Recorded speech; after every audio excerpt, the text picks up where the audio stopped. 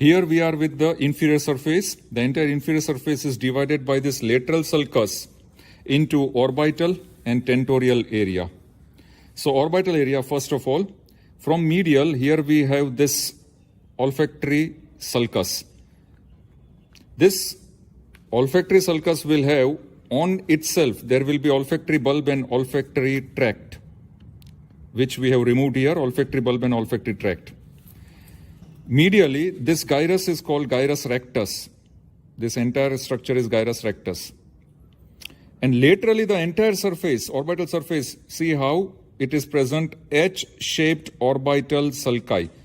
The entire surface will have H-shaped orbital sulci, which will separate into anterior, posterior, medial, and lateral orbital gyri.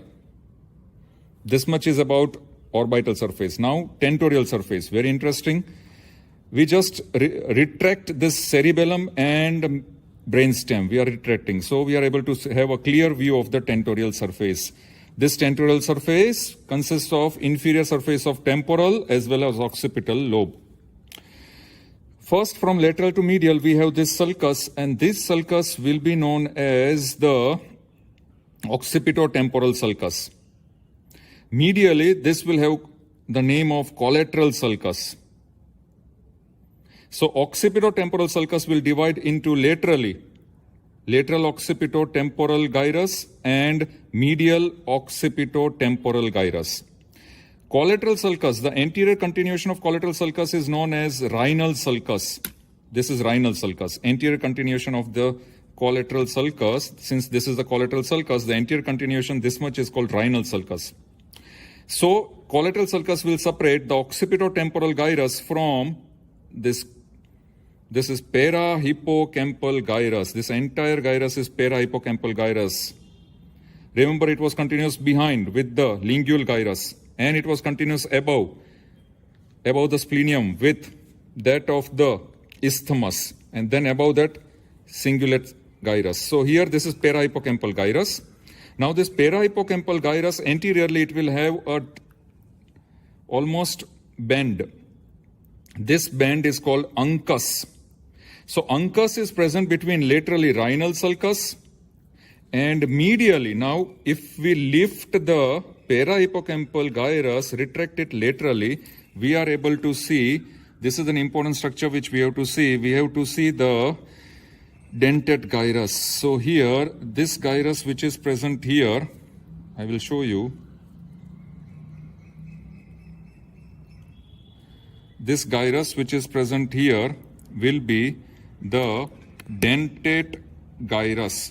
If this is the parahippocampal gyrus, when you lift it, we are able to see this is the dentate gyrus inside. And so this dentate gyrus deep inside here, this is the dentate gyrus. It will continue posteriorly.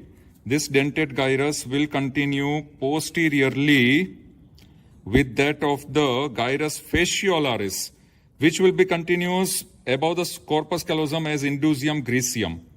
So this dentate gyrus here, this dentate gyrus, how we have to see dentate gyrus? When we have to, if this is the normal position, we have to retract the parahippocampal gyrus laterally. After its retraction, we are able to see, yes, this one dentate gyrus. So here, this structure will be dentate gyrus.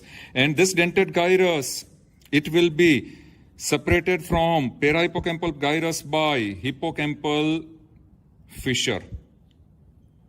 And therefore, this much gyrus which is produced is intralimbic gyrus. Intralimbic gyrus. So therefore, this is the parahippocampal gyrus, the uncus, the dentate gyrus, the hippocampal fissure, and the intralimbic gyrus. And always note down, this area will be the anterior perforated substance which is located in the inferior surface only.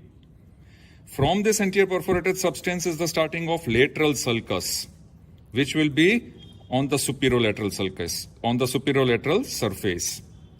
So here we are ending with the sulci gyri on inferior surface. Thank you very much.